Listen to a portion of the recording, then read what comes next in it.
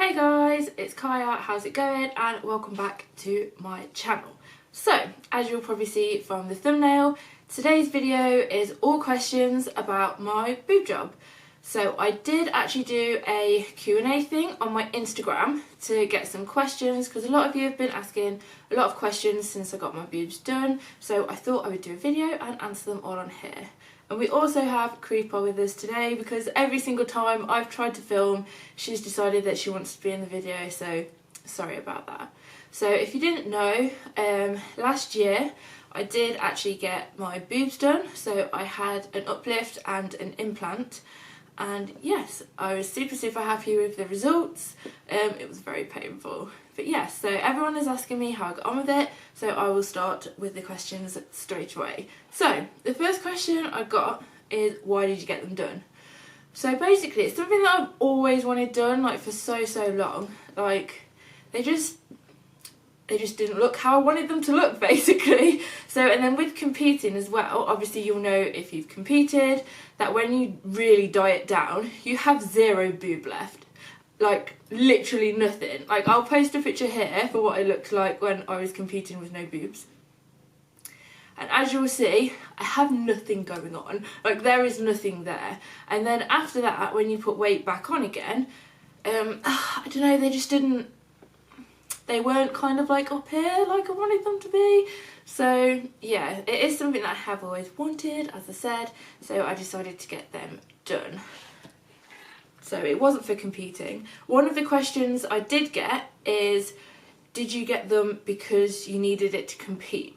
Which is no, you don't need to get your boobs done to compete. I mean, look at all the successful bikini competitors like Phoebe Hagen, for example. She doesn't have her boobs done and she is absolutely killing it at the minute. So that just kind of shows you guys you don't need it to compete. If that's the reason that you're getting them done, then I wouldn't get them done for that reason, because competing isn't everything and then you're going to be stuck with them at the end of the day. So it's got to be a personal choice and you've got to want it for you, not for a competition, because it's just not worth it. So, the next question I got was, what did you get done? So I had an uplift and an implant. I answered two questions in one actually. So I had an uplift and an implant, and yes, I do have some scarring. So when they do an uplift and an implant, you kind of get like an anchor scar. So what I mean by that is you have like an incision underneath and then all kind of up the front, and then around your nipple as well, which it's not even been a year yet, and the scars have faded quite a lot. And I think if I actually used bio oil like I was supposed to, they would have gone by now, but I have recently bought some bio oil, so yes, I will be using that now, so hopefully they will go completely soon. The next question I got was, were you in a lot of pain? So as soon as I came around from the anaesthetic, I felt really sick. Like, I wasn't in a lot of pain, but I felt so sick, which I wasn't prepared for. I didn't realise that that was the thing, but I felt awful. But they put a drip in with some anti-sickness stuff in, and then I was fine afterwards. So yeah, apart from that, then right, I'll start from the beginning properly. So when I came around, I felt sick, they sorted that out. And when I started to not feel sick, I think I'd got so many painkillers in me on the day. I didn't really feel any pain that day.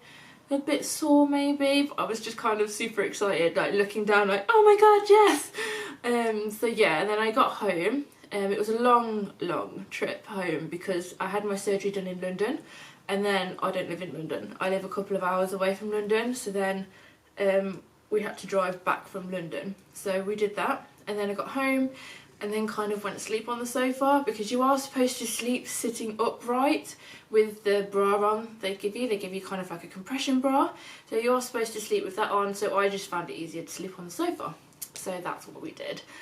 I'm sorry, my cat is attacking the tripod. So yeah, that's what we did. Obviously, the couple of days after, they do give you antibiotics and they give you painkillers as well, but they were kind of, they took away any pain, but then I didn't want to be on them for ages because I did want to go back to work quite quickly.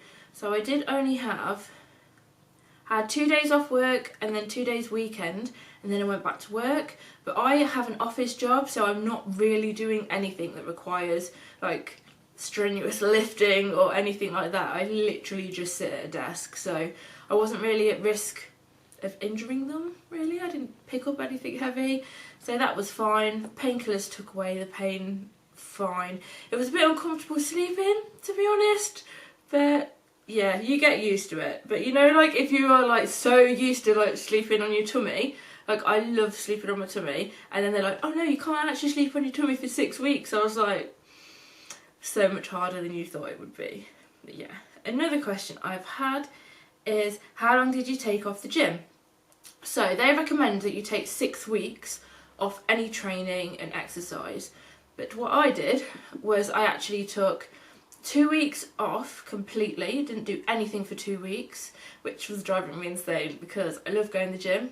Then after 2 weeks I went to the gym and started doing kind of just leg extensions and like abductors, those types of things, just kind of gentle leg exercises that didn't require you to use your upper body.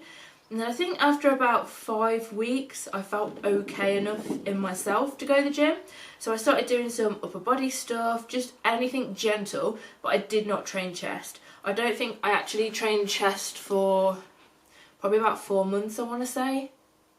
Yeah, it was probably about 4 months. I really slowly went back into chest, and it was only ever so gentle. And I mean, as a bikini competitor, I don't really need to have like massive chest muscles, so that wasn't really an issue. Somebody else asked me, were you nervous? Yes, I was so nervous. So my mum and dad came with me because they were driving and there for like moral support.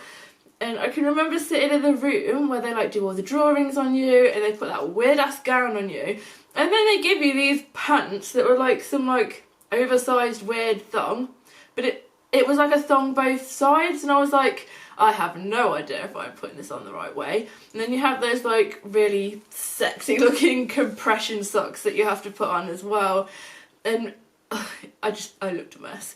And then it was kind of like you go through and then they're talking about all the risks of being under, I don't even know what the word is. Why can I not think of the word of going under? Anyway, so I was so scared, and I could just remember sitting there thinking, this isn't worth dying for. I'm going to die. This is not worth it. I'm going to die trying to have my boobs done. I was completely panicking. Just my head was like going crazy. I was so scared. And then they kind of, you walk through and you walk into the operating room, which I didn't know was a thing. I thought that I would be out before I'd seen all this. So I literally walked into the operating room. I could see all these people and equipment around me. And then they've got this like bed set up for me with all this like... Sorry about that, my camera literally just died because I'm so organised. But yeah, as I was saying, they literally, you like walk into the surgery room and you've got like the bed with all this gel stuff on the side, and then they like kind of walk you up onto the bed and put you on all this gel stuff, and then they put this thing on your mouth, and then there was like 2 nurses there like trying to distract me and talk to me, and I was like, oh my god, oh my god, oh my god. And I was like, I can just remember saying, I'm scared, I'm scared, I'm scared, I don't know if I want this anymore, I'm scared. And they were like, just be calm, just be calm. And then one nurse here was like trying to distract me from like this mental breakdown that I was having. Like there was another nurse on this side, and he was trying to get like, you know that IV, is it an IV thing where they put the needle in your hand, and he was trying to get that in my hand and it would not go in my hand, and he was proper having to like to get it in, and I was like, oh my god, like it was just so bad. And in my head I was thinking, oh my god, what if I wake up during surgery, what if this happens, what if that happens? But I did actually question like the surgeon about that, and I was asking people about that, like, so you know, you hear about people waking up during surgery, like, is that really a thing? And apparently they explained it to me, and it is a thing, it can happen, but it just depends what type of anaesthetic, that's the word I was looking for earlier, it depends what type of anaesthetic you have. So apparently certain types of anaesthetic paralyse your whole body during surgery, so if you were to wake up, you wouldn't be able to move because you're paralysed. But normally hospitals that use that kind of anaesthetic, they have like a brain monitor so they can tell if you are like starting to like stir and wake up. But with having a boob job, you don't need to have that type of anaesthetic. So if you're waking up and you start flailing your arms around, obviously they'll know you're awake. but it doesn't happen. It's rare that it happens anyway, so I knew that wasn't gonna happen. But you know, like when you're just lying there thinking like, oh my god, there's so many bright lights, is this the last thing that I'm gonna see? Like completely over dramatic. But yeah, so then obviously I went to sleep, woke up. Another thing as well I wasn't aware of is when I woke up I had the worst sore throat ever. Like I don't know what tube or whatever they put down, but it was horrible. And then they want you to eat toast after. It's like, why can't I eat ice cream or something? Like my throat is so sore. But yeah, so that was that ordeal. So the next question is, what did you have done? But I have already answered that. I had an uplift and an implant. And what type of implant?